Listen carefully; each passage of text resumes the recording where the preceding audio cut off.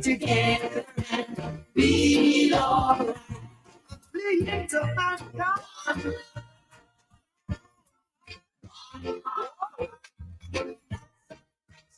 Lord, now we feel alright. Let's get together and feel alright.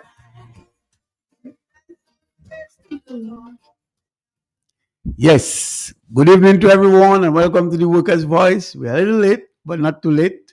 Just preparing and, little things there and there to ensure that all mics are working and every technical, aspect is put in place and for us to roll. So let me say good night to everyone. Happy day, Dominicans. Happy night to you all, to everyone, to our constituency associations, to our constituents all over Dominica, United Workers' Party Executive, and to all Dominicans by and large. Good night to another edition of the Workers' Voice, to the Thursday, the 11th of December, 2025.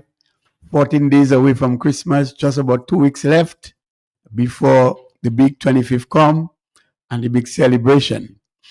It's always a pleasure to be with you, and we know our program is always one that we see is very interactive, and we'd expect that you call and to have your say, but to have your say in a decent way.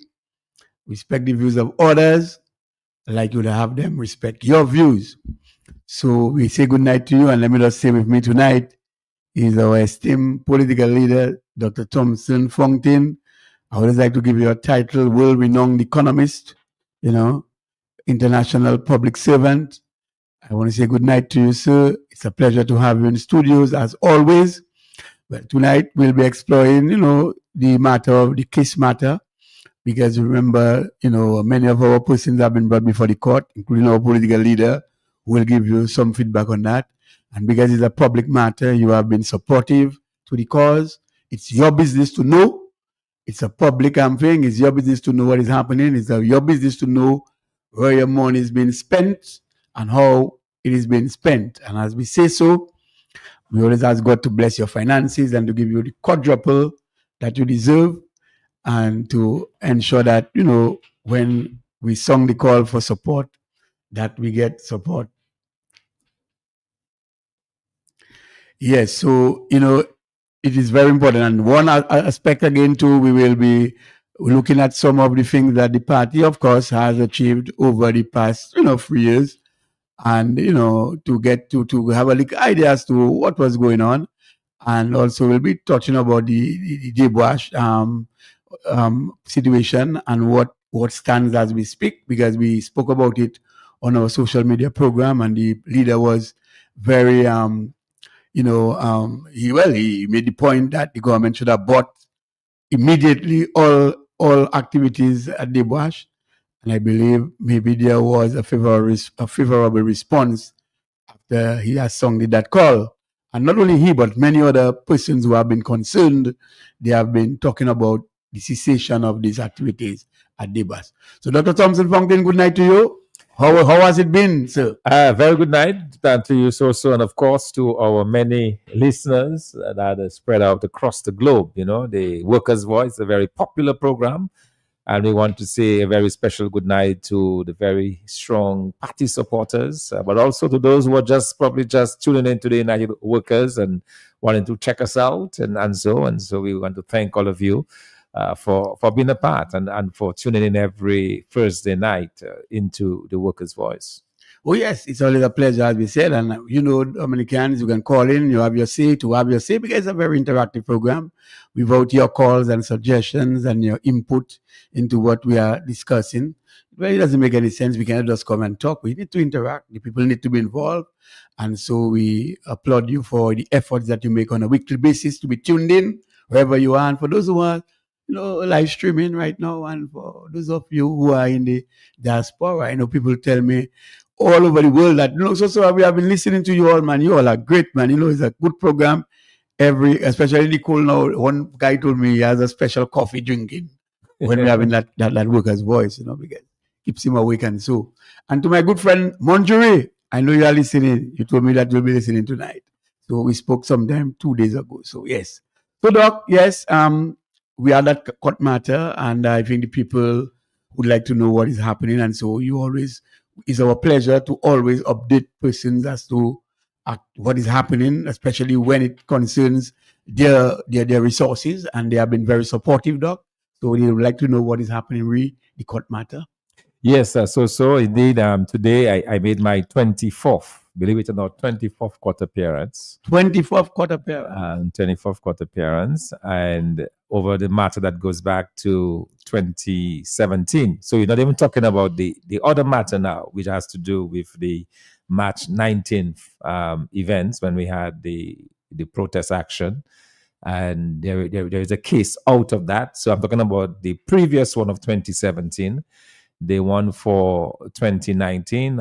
In fact, we have several of the patriots are in court tomorrow, and they'll be going before the court. We had a situation where a few weeks ago the court actually reversed some of the very harsh conditions of bail that were placed. As you know, different magistrates place different bail conditions on different persons. And some of our members had very stringent bail conditions. For example, Honorable Sparks John and Bosso, they were told that they could not travel. Mr. John Baptiste, yes, from Alan John Baptiste from La Plaine, and there were Morrow, and Crispin Piper, right? Yes. All of these, they had their passports taken away from them initially, and they were to report every week to the police stations. They have given them back their passports, their travel documents, and they have removed the gag order. So, for example, Sparks John can speak on a platform right now, and Bosso can also speak on a platform, but they still have to report. Yeah. Okay. And then, of course, they're in court tomorrow. Again, another appearance in court. My own case, because I'm being tried separately from the rest. I'm being given special treatment, it seems. So I have not been, I was not brought into the court with the rest of the 24 other persons who were arrested, although it's the same charge, but they're following a very different approach with what they do with me and what has been done with the other patriots who will be appearing tomorrow. So I'm due in court next month in January. But I was in court today, and that was on the case going back to 2017. Right.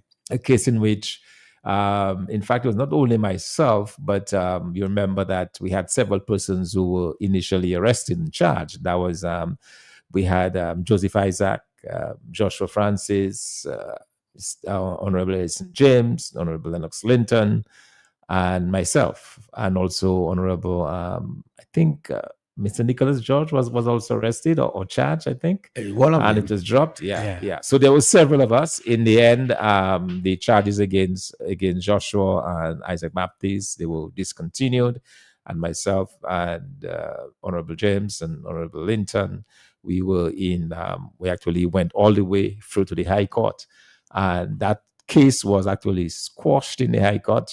It's amazing. We spent all of that time before a magistrate, and the magistrate's only role was to prove whether or not there was enough evidence to try us, to send us on to the High Court. So the magistrate loader, after listening to the case, could have decided that there is no evidence to continue with the case, but he said, well, there was enough evidence, send us to the High Court. It gets to the High Court, our lawyers put in for no case submission, and the judge agrees with us. The judge agrees that there is no case to answer to, and he immediately struck it off. But, the judge in his wisdom, knowing that I'm the only one that had that was left that had that against me, in addition to the High Court charge, there was also a charge of obstruction before the magistrate's court. This obstruction, they allege that I sat before a police vehicle, not a police vehicle, the same truck, music the truck. same The music same music truck truck that that they was like claim, overthrown right? That the they claim government, they're going to yeah. use to overthrow. They claim that I sat and really prevented the truck from moving. Mhm. Although the court showed that one of the police officers who testified said she actually asked me for help to move the crowd, and she said, when they asked Gabe, she said, no, she never saw me. One of the main witnesses, she never saw me. Several police officers, we had, I think, 7 or 8 witnesses Right. who showed up, and police, including the former police commissioner who came to testify against me. And one of the things he was like, but what am I there for? He wasn't sure even why he was there. Oh my God. Because he was not on the scene that day.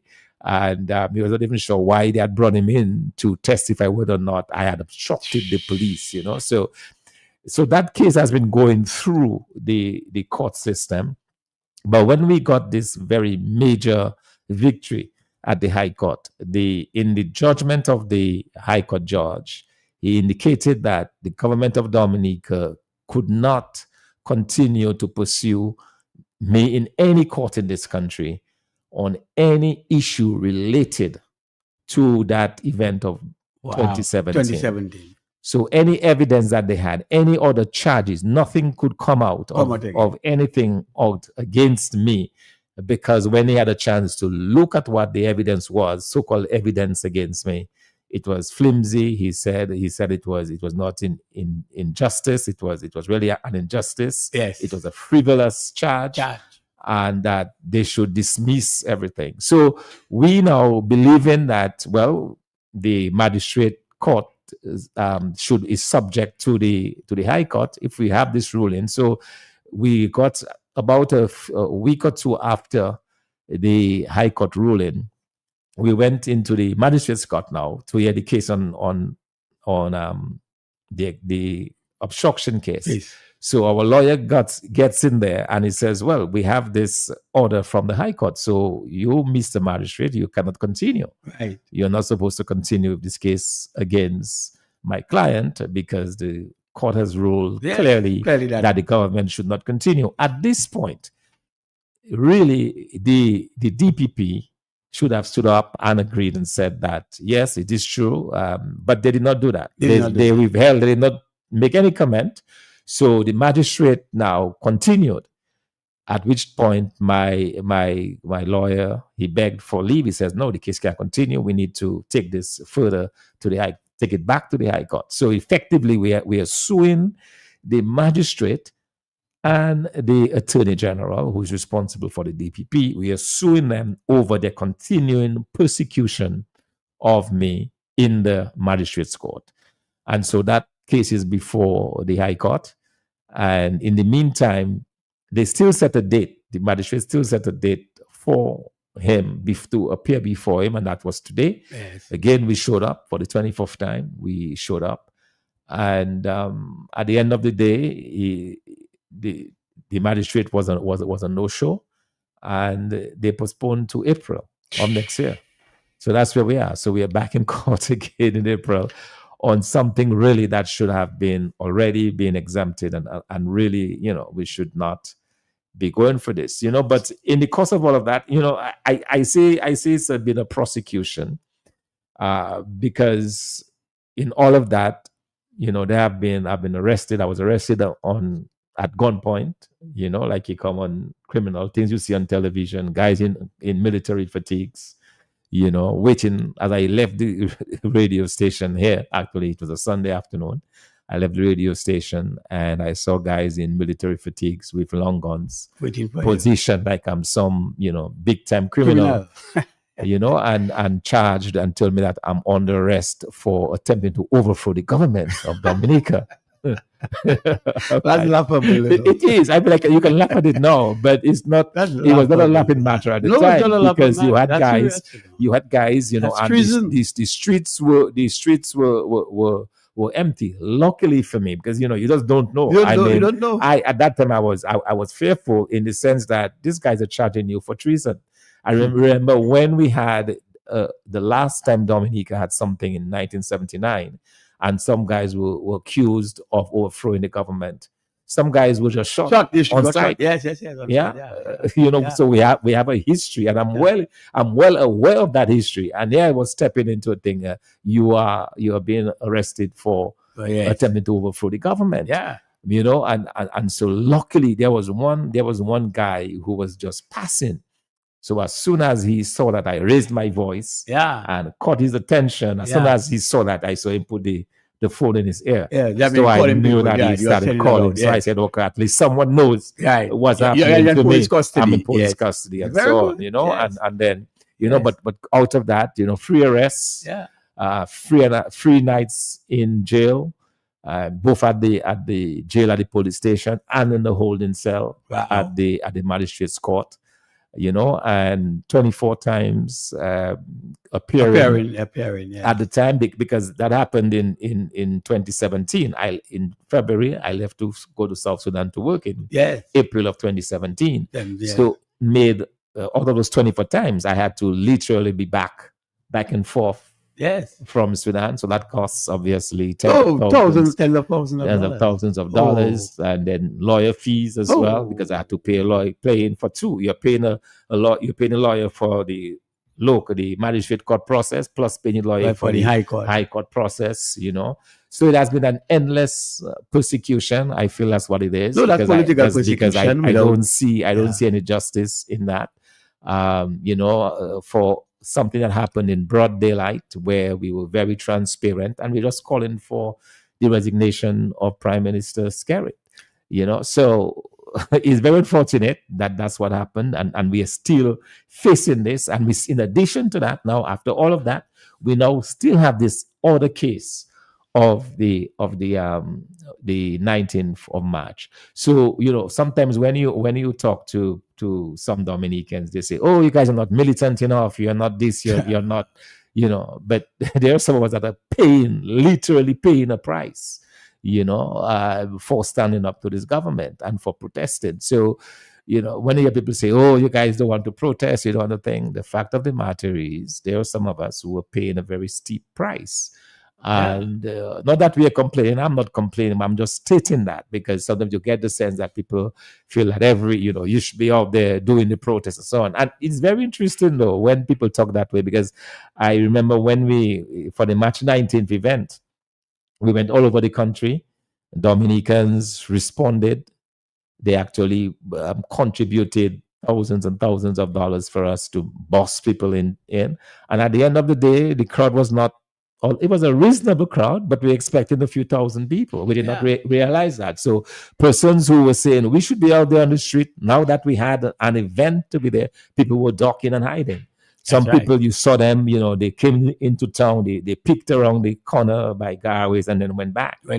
You know, so so people have to be careful in terms of how they you know, when they accuse us of not doing enough. The fact of the matter is, when we are out there doing, we expect the support, and sometimes it does not always come. And at the end of the day, we, the leaders, we are left to bear the brunt of the persecution, the brunt of the humiliation, and everything else. And you know, it's important that people get it right, because while you all go experience this political ordeal with respect to political persecution, you know, it is sad that the state resources has to go in there and furnish all that, because the government has to pay, and they've paid large sums of money. Yes, because represented by outside lawyers. By outside lawyers. I mean, they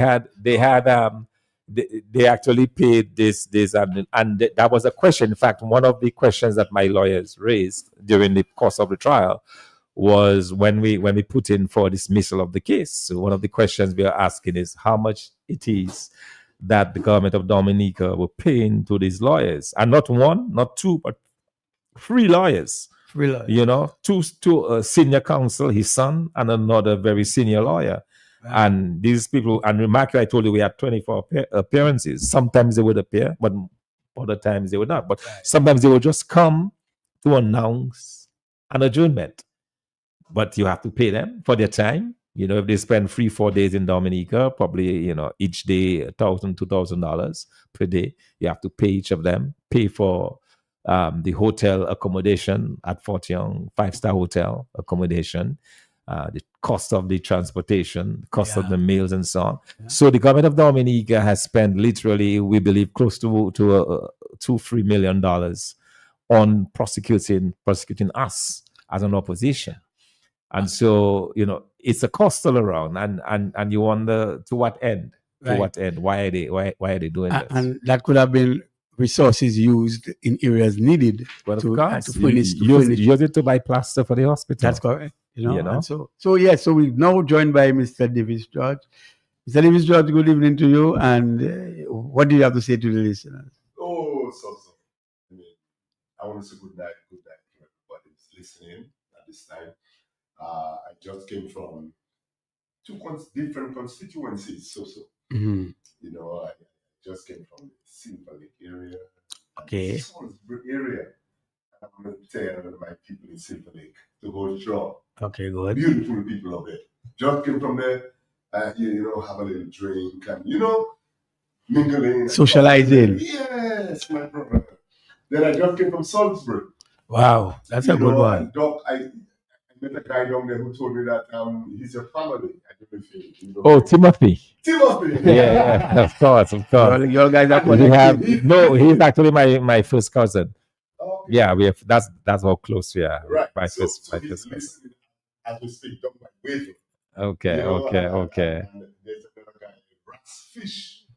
I told him that I'm going to call him, He said, no. Yes. You discover some real nicknames there, man. But interestingly, we have quite a few persons from Grand Form. We have at least 25-30 persons from Grand Form who live in the Salisbury area. Yes. Some guys are all over the place. Yes. But especially, I always want to say hello to my people. Yes. I was down on the weekend getting people confirmed. Oh, that's good. It's really nice. They had me under some pressure down there, the weekend. Yesterday, not on the weekend, but yesterday. Yeah. And I am very excited, for what the things that they told me. Also in the Benz. I was also in Benz, and so I will tell you privately what happened. Yeah, well, okay, thank you. I mean, yeah. Yeah. But I just want to say, things are looking good. Things are looking good for us, and the people right now realize that they cannot continue like this. People need work. Yeah. People need work. The young people, they have been questioning me, Dave, what are we going to do? How are you going to do it? And I told them, look, we have an economist. Right. We have Dr. And I always say, Dr. Thompson Fontaine. Right. Because you have to give him his title.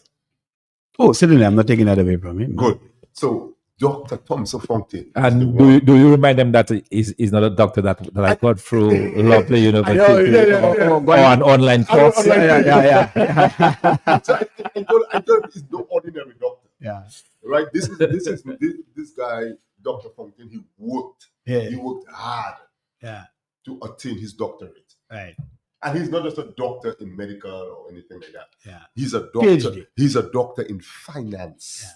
Finance. Fixing economy. He has been working in this thing for years. Right. He knows all about the latest technology in finance. Right. Cryptocurrency. If you talk to Doc about crypto, Doc knows about crypto. And that's what I like about Doc, because he's getting up to date every time. Seems you're marketing the Doc. Is that what I'm doing? Is there anything wrong with that? No, exactly. So, but it's because I'm excited. Excited because I know once Doc is there, that's it. Right. That's it. All right. So I just want to say, a special good night to all my people. Everybody's listening to me at this time. Right. And we're going to make it happen. Just give us a chance. Give us a chance, and we're going to make it happen. And so probably now is the best time now, Doc, that we revisit some of the things that we have done over the past 3 years under your stewardship. Because I know when you came in, we have had good leaders in the past, and we continue to have good leaders. Because remember, we always say our party is a party which is comprised of leaders, and we have had good leaders in the past. We've had, first of all, Mr. Edison James, and then you had Mr. I think after Mr. Edison James, you had Earl Williams.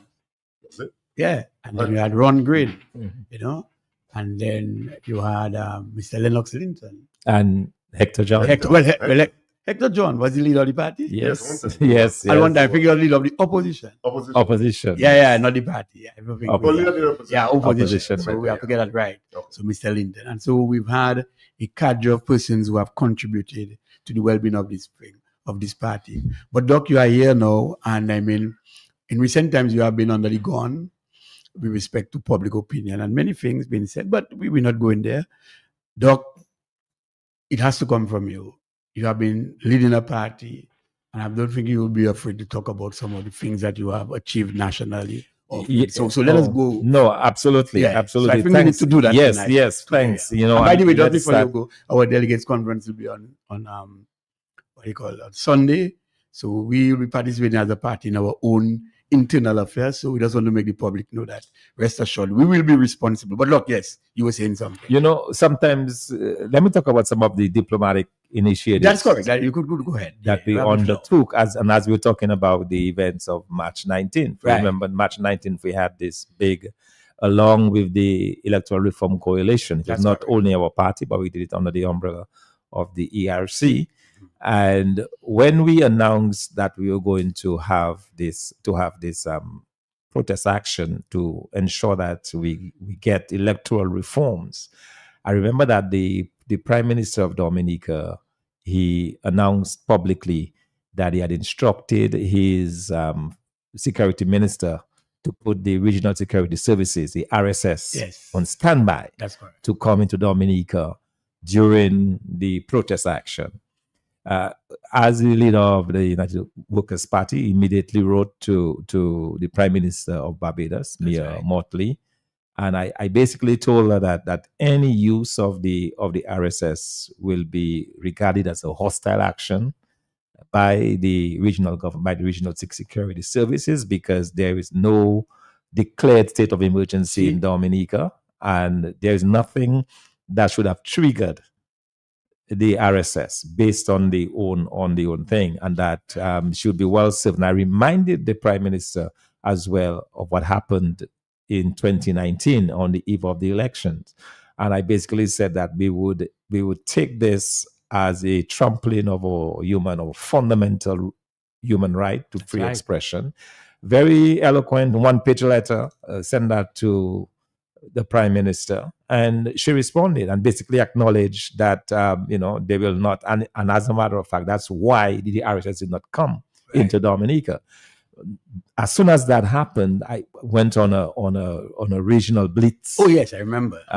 Basically, radio stations, television stations across the Caribbean, St. Vincent and the Grenadines, I remember Barbados, St. Lucia, Antigua, St. Kitts, basically letting the world know exactly what had happened or was happening in Dominica and the kind of threat that we were under and so on, and generated a lot of regional interest. But we went beyond that. We also wrote with the assistance of Miss Shillingford, Carol Shillingford, we wrote to the Organization of American States, Right. the human rights entity there, and basically complained about what was going on in Dominica, the fact that we had a small protest action and the high-handed actions of the police and so on. And we got a very good response in that that committee wrote directly to the government and basically said, you've got to be careful, that you need to respect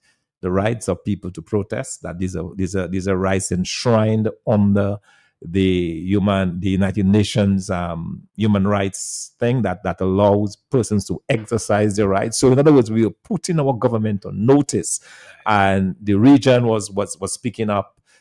The Organization of American States, they were speaking up and so on. So these are the kind of diplomatic actions that we pursued that some people may not even be aware of. So we did not see the RSS. People don't even know why, but it's because we spoke very strongly against it and made it clear that we would not just, as I said, we will view your action as a hostile action against the fundamental human rights of the people of Dominica. I think it was effective. And it was very effective because it gave a pause. And then the Barbadian media started calling Yes. and saying, what is going on in Dominica? Why is our Prime Minister Getting involved. in Barbados prepared to trample upon? And I explained to them what happened with Salisbury on the eve of the election, and they could not believe it. So much so that after we explained that to the to the media in Barbados, they sent a team. Hi. A media team came to Salisbury to document what had happened and they got stories of the people from Salisbury and giving that again, all kinds of exposure,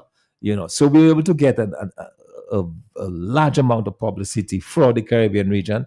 Everyone knew about what was going on in Dominica. Our fight, because what also it did, as I went through the rounds of televisions across the Caribbean, I was able to give them a very clear understanding of our electoral system and why it is we were fighting for electoral reform. We were able to explain exactly what we were trying to achieve, what we wanted, and so on. And we were able to do all of that. So that's one aspect of the diplomatic action that has been undertaken under my leadership. Another one which I'm extremely proud of was when we traveled along with former ambassador for the United Nations, Dominica, to the United Nations, Honorable Crispin Gregoire, Ambassador Gregoire.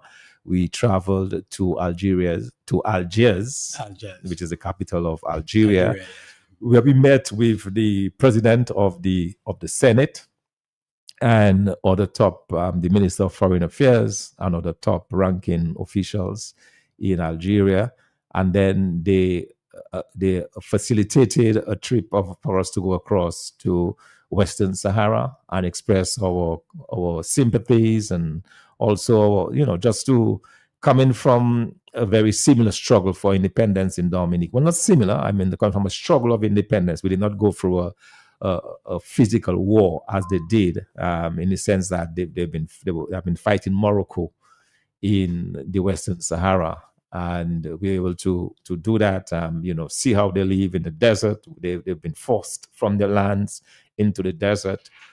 There in Algeria and so on. And we're able to forge a very close working relationship with the Algerian government, and even as we are in opposition, So that's a second leg of our intervention, diplomatic intervention. And then the third one, of course, is our intervention diplomatically with countries that we believe we have interests in. So, for example, we've made 2 visits to the United States Department of State to talk to the director of the Western Hemisphere about, again, our situation here in Dominica, the fact, the electoral reform problems that we're having. That has been a very important discussion that we've had with the UN.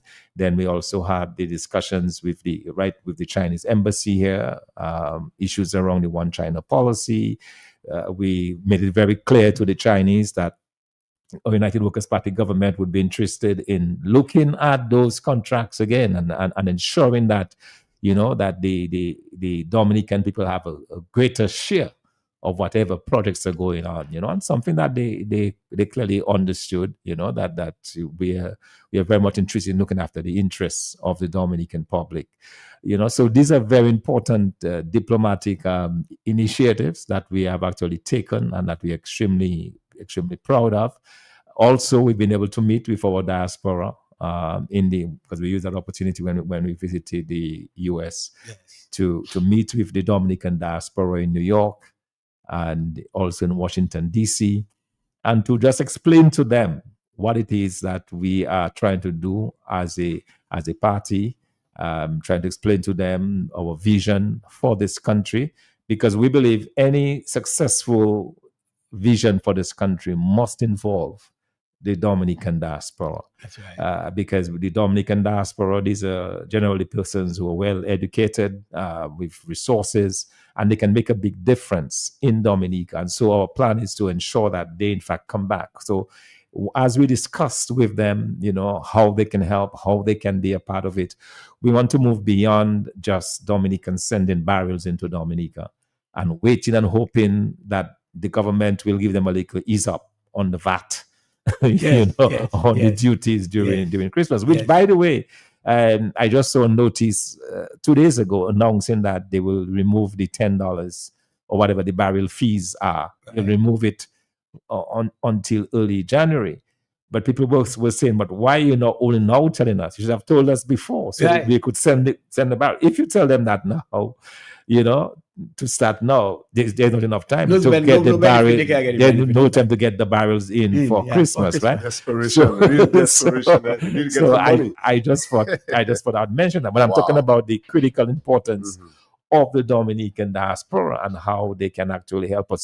So these are some of the things that we did, and to which, you know, we're extremely proud of on the diplomatic front, you know, because as you know, the whole idea of trying to build a party in opposition that is going to aspire into government, you have to already begin to lay the groundwork, you know, in terms of countries that you will extend. And also it's good to give them a sense as to what your thinking is, you know, because they know exactly what to expect from you as you go forward. So that's on it. Another huge thing that we did, and which I'm extremely proud of, and I'm sure all the United Workers' Party members are extremely proud of. You know, for years we have been talking about the CBI program. Right. We've disclosed the missing billions. We've talked about it at Museum, but we decided that as soon as I came, one of the first things that I made a priority is to take this government to court over Right. the CBI matter. We have been extremely fortunate in that we were able, through again, just making links and so on, a local lawyer, you know, called me one day and said, you know, I've met this Trinidadian lawyer, Right. and he may be interested in helping your case, you know, to go forward and so on. And we made contact, and that was Mr. Armand Ramlogan, Very good. who is the former Attorney General of Trinidad and Tobago. And he offered his services to us to actually pursue this very important matter in court. And I just want to say a big thank you to the Dominican public, because we went to the public and again asking for help, because as you know, you're talking about paying a King's Counsel, Right. and it's very, very costly. We're able to raise a few thousands of dollars that help us to be able to pay, to be able at least to what we call to Initiate to to start. initiate, to Yeah, get him yeah, to yeah, start the yeah. process. Yeah. And I must say, you know, that we're extremely happy with that representation, because we've seen how he's operated. So, for example, the first thing, we've had two successes actually.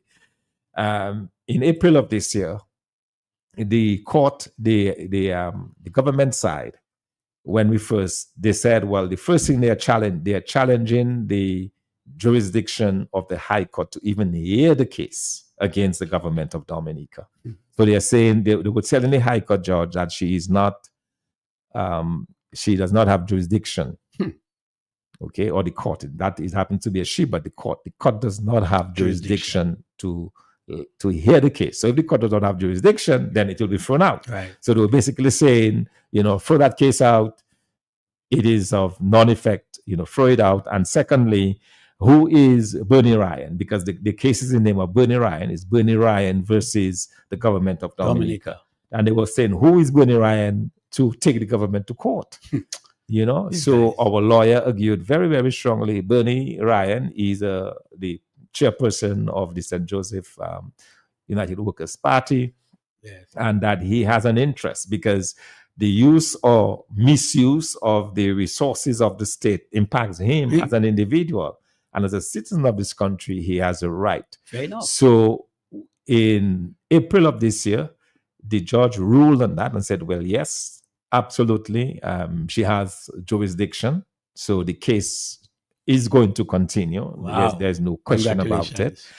And secondly, she ruled that Bernie Ryan, in fact, has what we call locus loci or some loci standing. But anyway, he has standing. He has Good legal. standing. Yeah. He was well placed as a Right. citizen to be able to pursue Do that matter. that Against the matter government. against the government. So that was a huge victory for us. And then in October, we had a further victory when they again tried to get the case kicked out of court, thrown out of court. And that's where we saw the value of our lawyer, you know, because when they when they tried to do that, he was quick on his feet. He says, Your Honor, it appears that this government is bringing all of these motions in the hope of slowing down the case and trying, like with delay after delay after delay and so on, so that the case will never be heard. But this is a fundamental matter of interest. It is even more important now that we do not have an opposition leader in Parliament. Right. So that case becomes critically important. Dominicans are looking forward to know what happened to the CBI money. They also need to know what not only what happened, but where the money is, and what type of relationship, what kind of contracts were signed.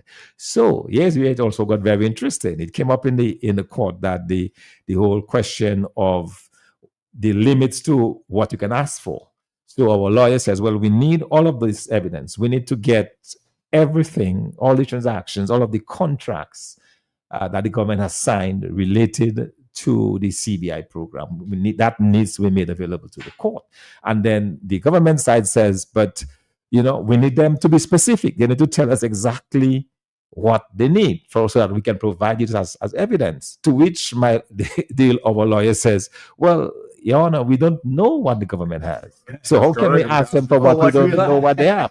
All they're asking is that everything they have, they need to bring it to the court. Bring it. I mean, the man is brilliant, absolute brilliance, and so the judge agreed that the government of Dominica, and she actually gave them, that was in October, she actually gave them until the end of this month to bring forward all of the evidence that we have requested. Right. Okay. So all of the contracts with MMC, all of the accounts where the monies have been held and so on, all of that has to come in because we've asked for all of that. Because at the heart of the case is we are asking the court to compel the government of Dominica based on the Constitution to ensure that all of the revenues that are raised from the CBI program is channeled through the consolidated fund. Okay, that's what we're asking. And also we wanted specifically to know about the relationship between the government of Dominica and MMC. What kind of contract, for example, allows a government, that is a government, to generate revenues through a CBI program. That money goes to an individual or to a company, and the company then turns around and loans that money to the government.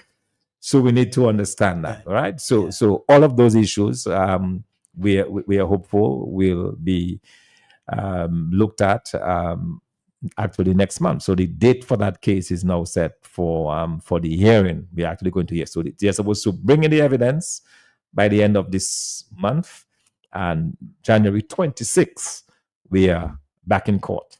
So it's a very exciting time, and I'm very happy that it does appear that we will get answers to the questions that Dominicans are asking and be able to see exactly where all of that is going. Yeah, so I know our delegates conference will be on Sunday, and you'll be reporting on the internal achievements that you've done for the party, because this is not for public consumption, and the delegates will be hearing you. But in addition to that, remember we said over the 3 years, you have anything to say about the economic forum? Because we had that within the 3 years. Yeah, absolutely. In fact, the economic forum, that was probably one of the most important, if you like, forums that we've ever had. And in terms of viewership, we recorded over 55,000 viewers that night. Whoa! The opening night when we had that to me was one of the most watched events out of Dominica ever.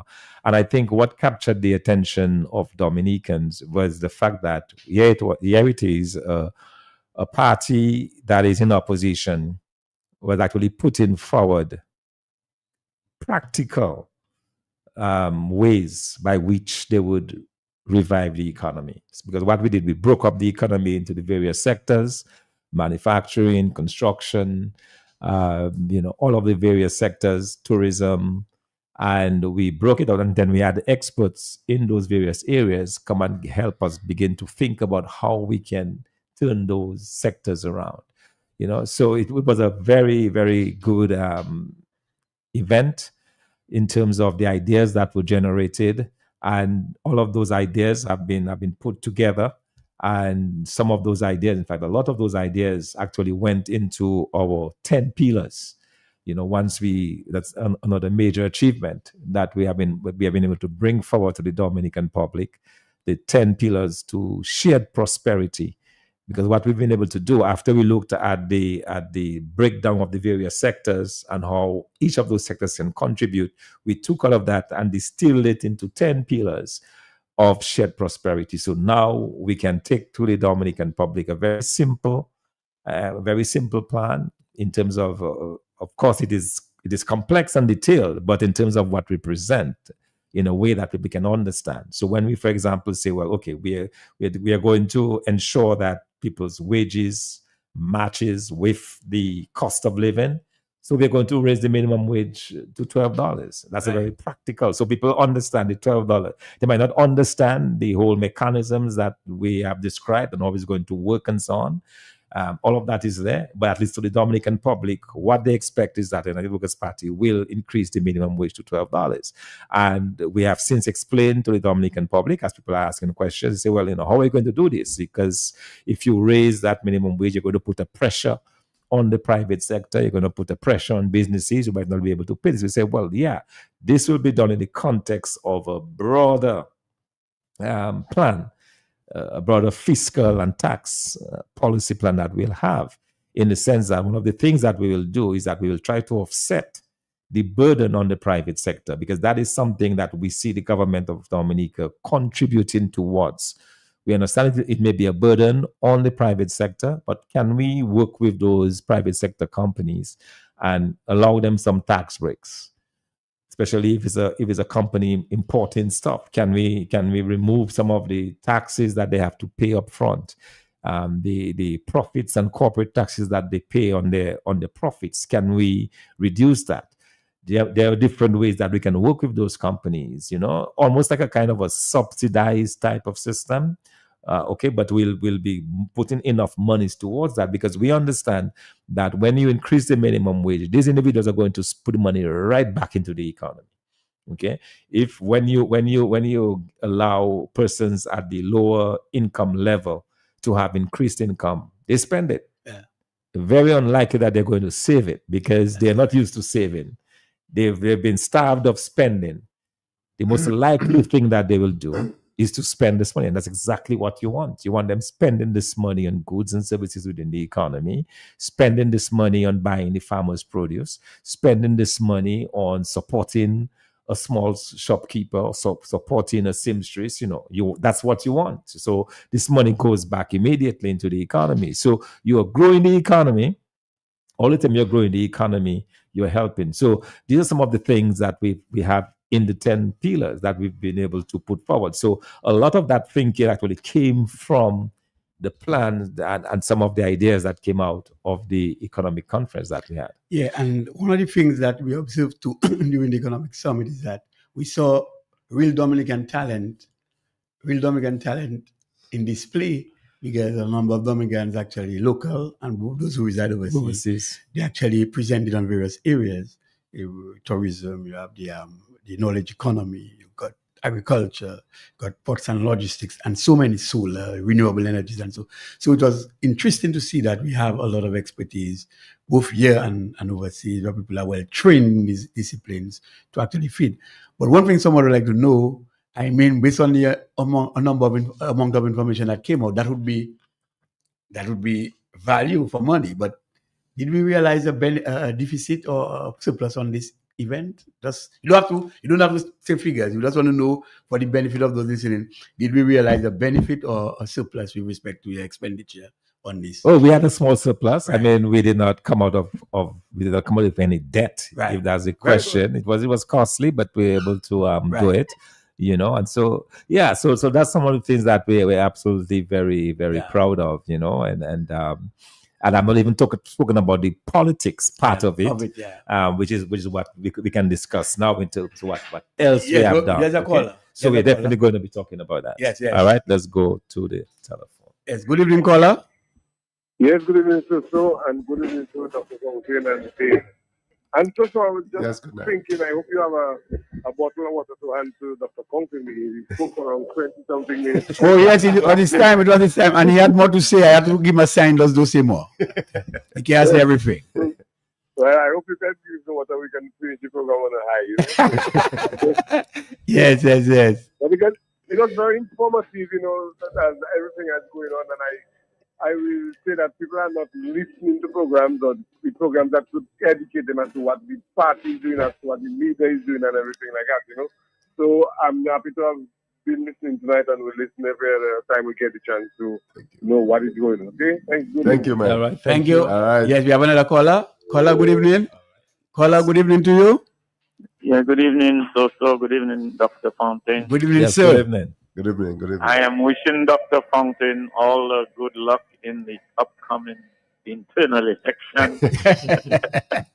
I want to assure him that if every year the United Workers' Party chooses a new leader, he probably has enough time, even if they remove him, to get back in there next year. Epic performance, eh? Merit. Right. By merit. I Yeah, think man. he's doing a great job. I Yes. think Dr. Fountain is doing a great job, and those who try to challenge, well, it's all in the democratic process. That's That's correct. But I do believe that eyes will be open and they will understand They will. that Dr. Fountain is the best to lead the party. Thank you, man. Now, Yes.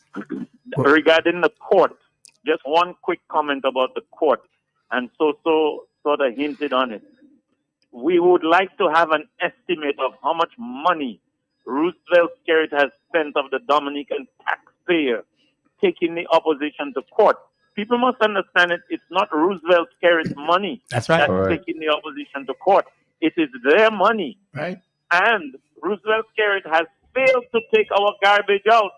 He got some used garbage trucks. And I can tell you, the estimate of what the amount that he has spent on lawyers from Trinidad should get us garbage trucks, tractors, trailers, compactors, you name it, to take care of our garbage. Thank you, man. So people need to keep Correct. that in mind. Roosevelt Skerrit is squandering your money, taking the opposition to court, while he cannot take your garbage out and get the proper equipment to do it. Thank you. Thank you, sir. Thank you. Yes, caller, good evening. Your turn. Yes, good night, Dr. Fountain and Soso. Hey. Good night. Good night. Oh, you and we have David Vastu, you know, Davis George, yes. Yeah, good night. Good night. Good night. George, you boy, you got to good night. Yeah, man. I see my pin in my eyes.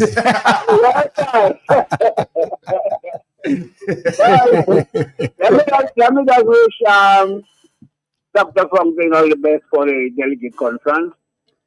I think for today in Dominica, Dr. Fountain is the number one leader.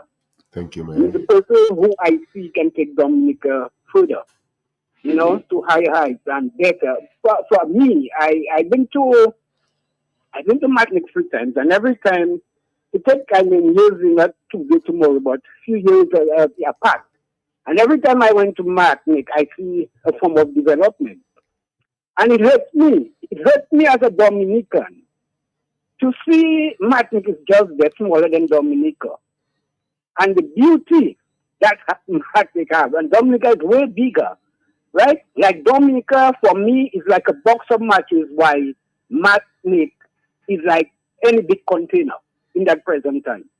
So I don't think our leaders care who they know. They don't care about Dominica. All they care about is their pocket, right?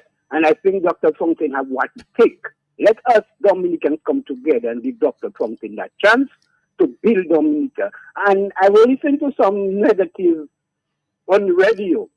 But believe me, the people who call in and say so much about Dr. Fountain, they are not UWP supporters. They are people, you see, the same way they call to destroy our party, our former leader. That's what they're trying to do. So please don't let that bother us, and let's just have to do the right thing that we have to do and make sure Dr. Fountain become the next Prime Minister of Dominica. Thank you, my brother. Thank Yes. you, man. All right. Thank Thank you. you. Thank you, know, caller. Appreciate it. Yeah, and as I listen to my good friend here, I have traveled, around quite a bit. Right. And simple things that we need to do. Simple things. For example, Mr. Coffee, you know I'm in the tourism business. Of course. I'm doing my little thing in the tourism. And I mean the entrance to the city, the entrance from Fonkore all the way up. I mean, just look at it. Yeah. Look at it. It's untidy. Yeah. I'm a guy that I have a lot of style. I like to see things clean. I like to see things neat. Yeah. I like to see things in Order. specific order. And that is what we haven't got in the country. We haven't got order. People stopping on the road. People doing all kind of. We got a caller. Yeah. Caller, good evening to you. Dr. Florentine and Susan, how is everybody? Yeah, good evening to you. Very well. We are well. Yes. Well, my problem is this garbage. It's just annoying to see so many tourists in the country and this garbage, the dogs are making a mess and it's from Marigot go down all over the country. What is happening? Never having all this garbage before. And this leptospirosis is around. So I don't know what is happening. Something should be done to get rid of this garbage, my God. Anyway, that's what I have to say. Thank you very much. Yes, it was. Yes. Yeah. Thank you very much, caller. And you, like I was saying, I'm a guy. I like cleanliness. Right. I have It's a cleanliness is next to godliness. You're right, good. And I have a lot of style. Yeah. Mhm. So I like to see things be placed in order. Right. And the country, we do not have that. Country's not in order. We're not in order. And it's time. Yes. This is the caller now. Caller, good evening to you. Good evening, Soso, Good evening to you, sir. and to the rest of the panel. Yes, good evening. Good evening, good evening, good evening. First and foremost, I just want to say to Dr. Thompson Fontaine, hold strong. For the few years you have been leader of the party, you have done enough work.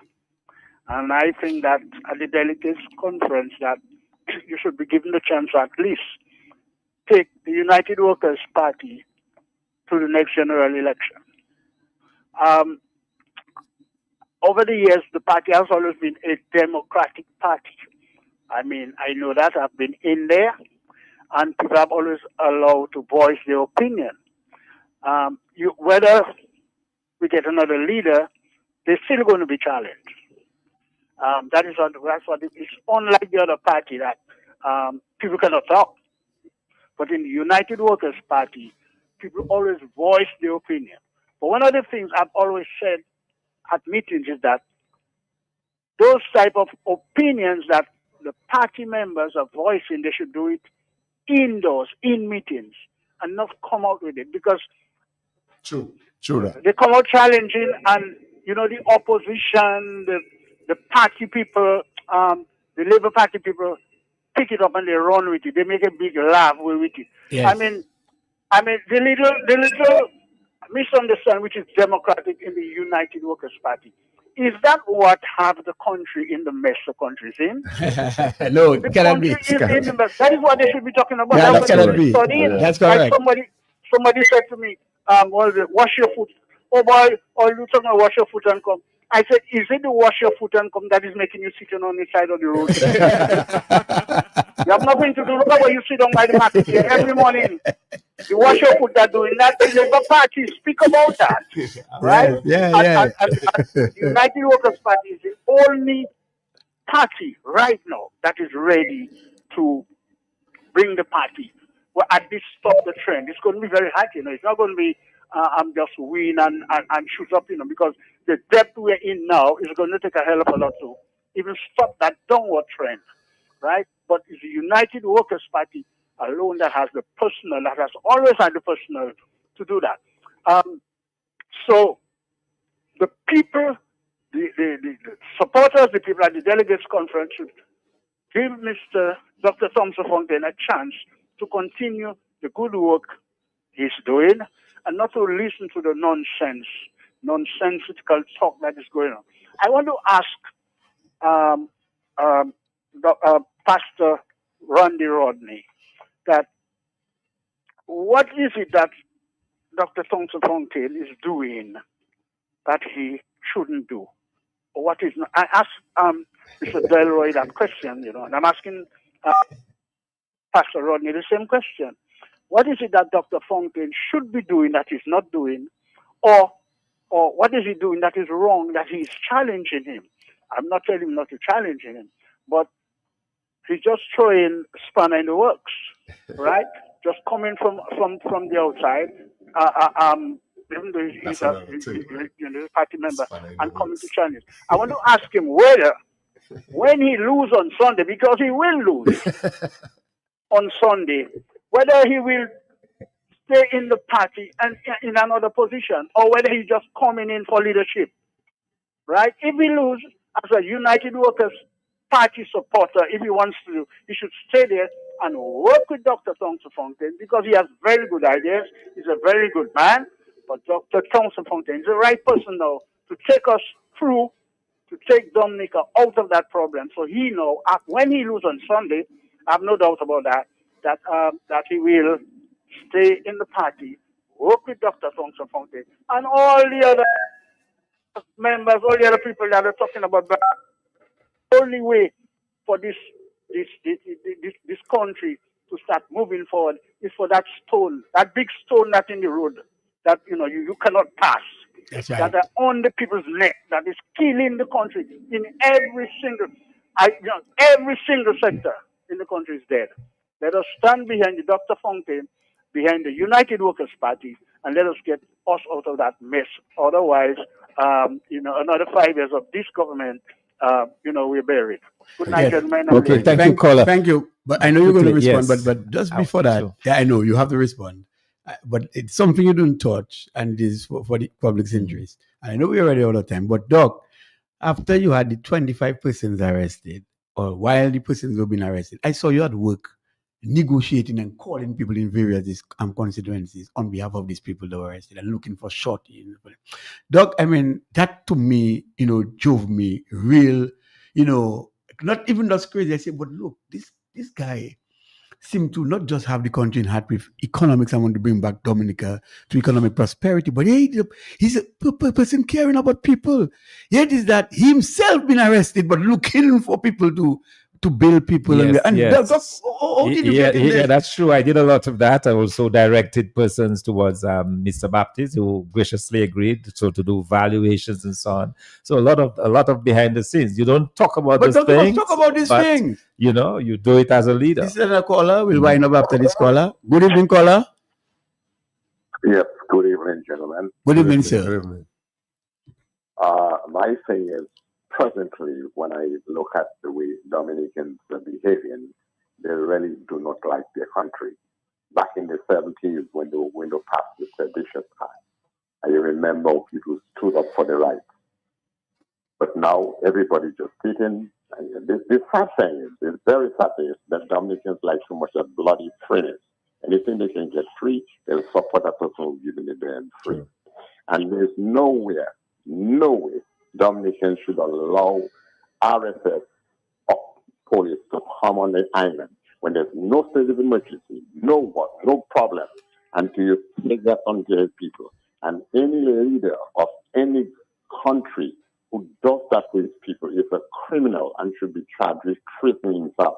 When you bring in people to kill your people in your own country, even on an election day, and Bajans do not love the other people in the other Caribbean islands.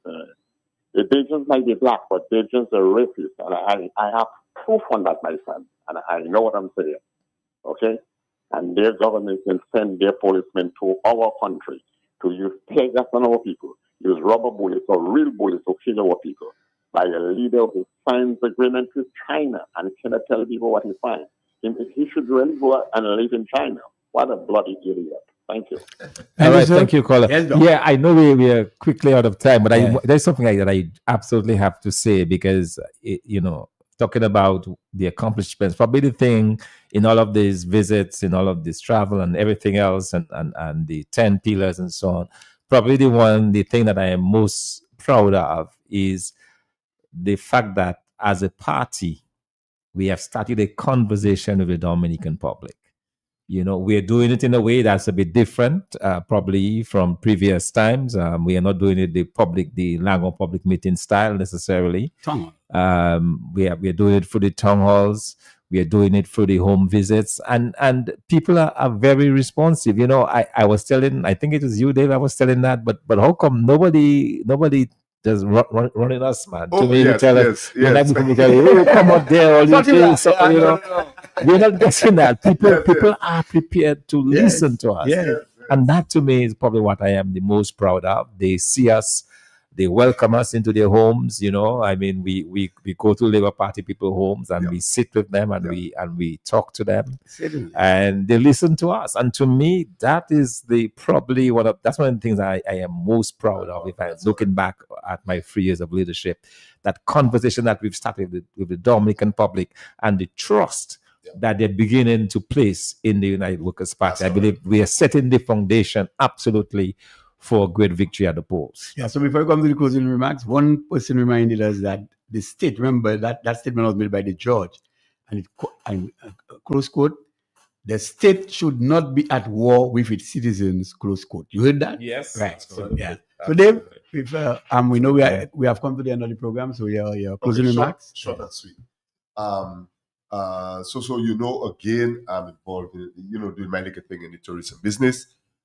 There is something that I have observed, and I want to highlight it a bit. Right? You know, down on the Goodwill Road. Yes. The cruise ship land on the port. Right? Yes. Woodbridge Bay.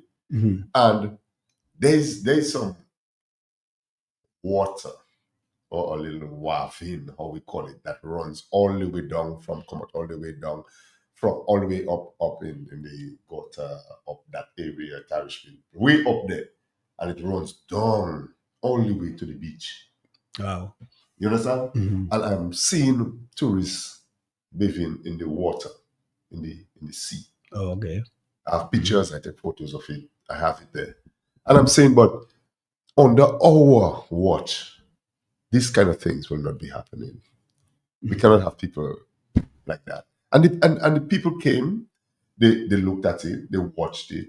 I mean, I have, different photos of it where people watching it. The kind of water that is environmental running on the beach. But of course, you cannot have that there and people bathing in that. Yeah. And that's running all the way down into the sea. That's right. And people is bathing there. I'm seeing those things. Right. You understand? Now, when you say those things, people might say, well, oh, you're talking bad about your country. And no, but you're just highlighting those things that need to be done. Yes.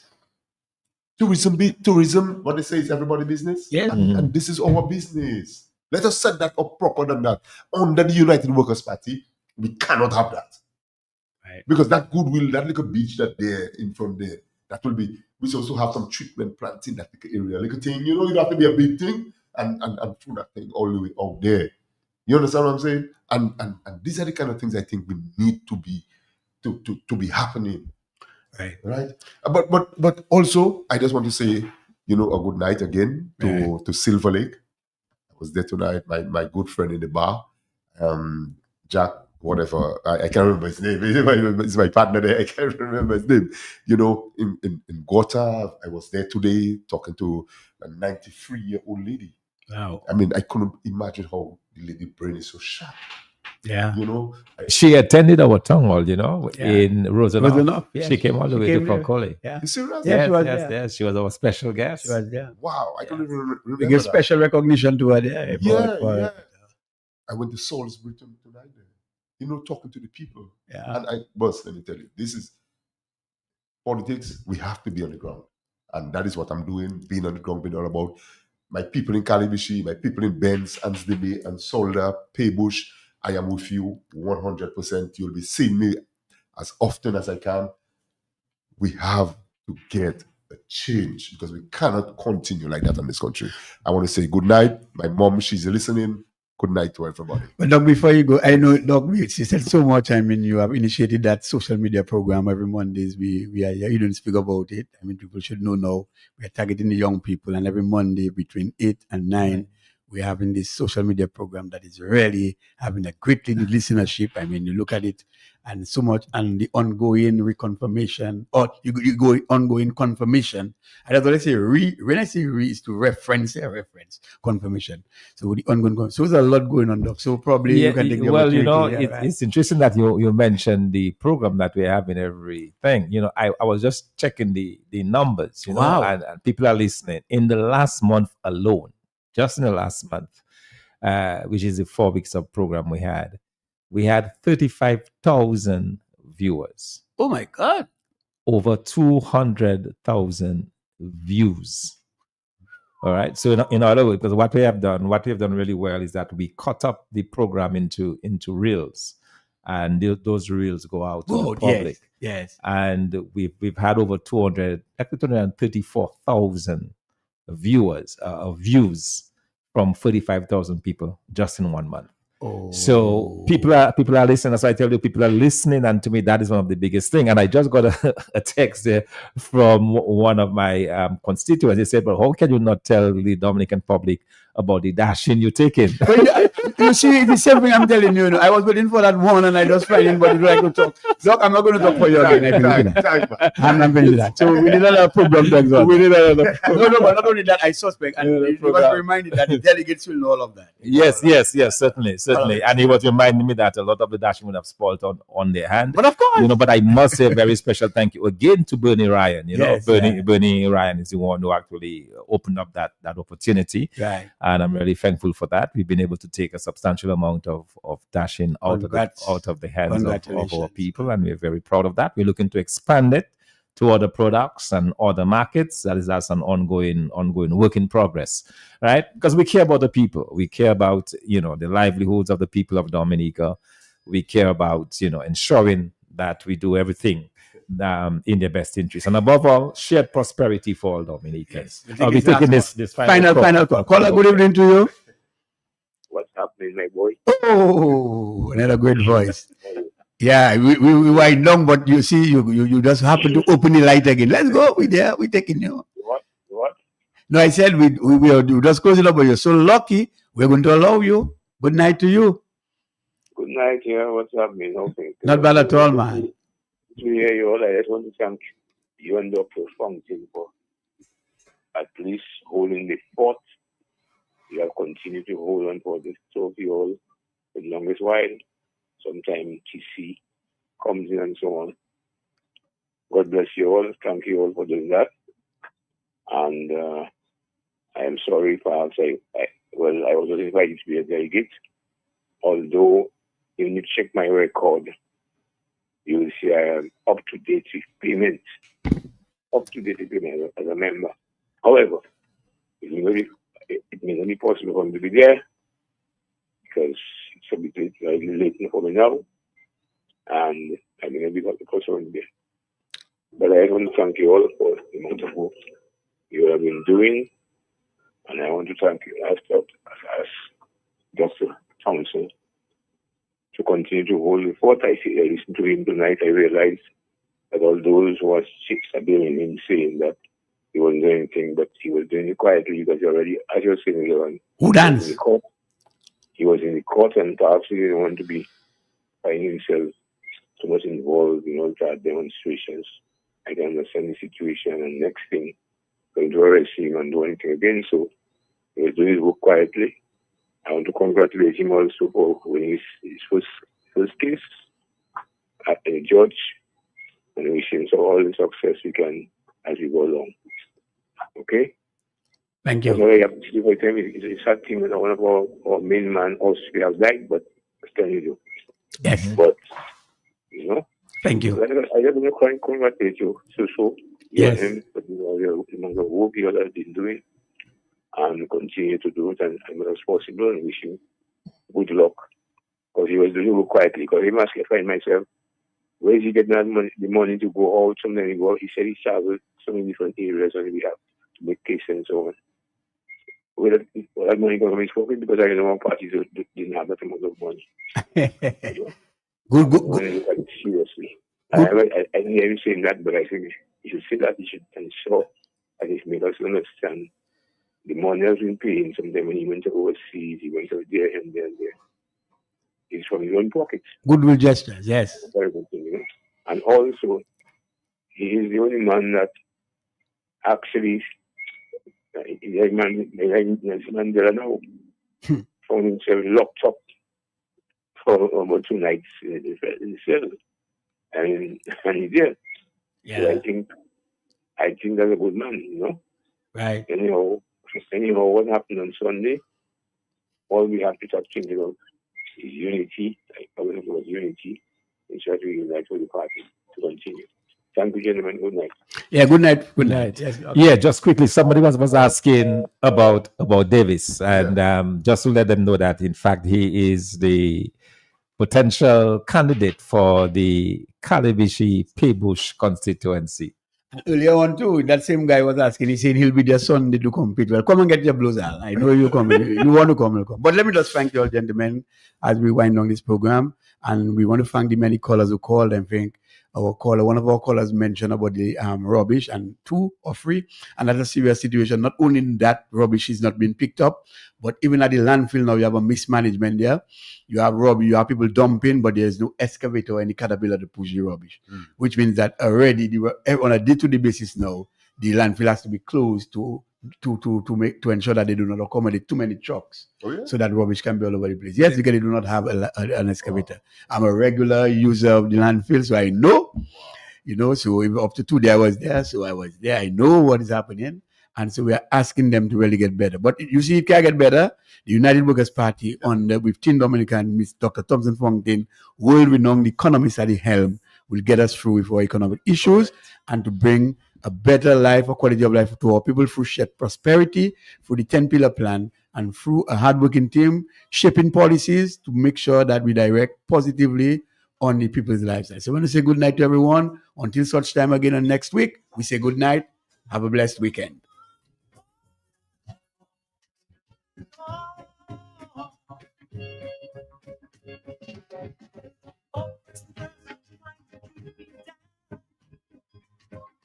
Try to on the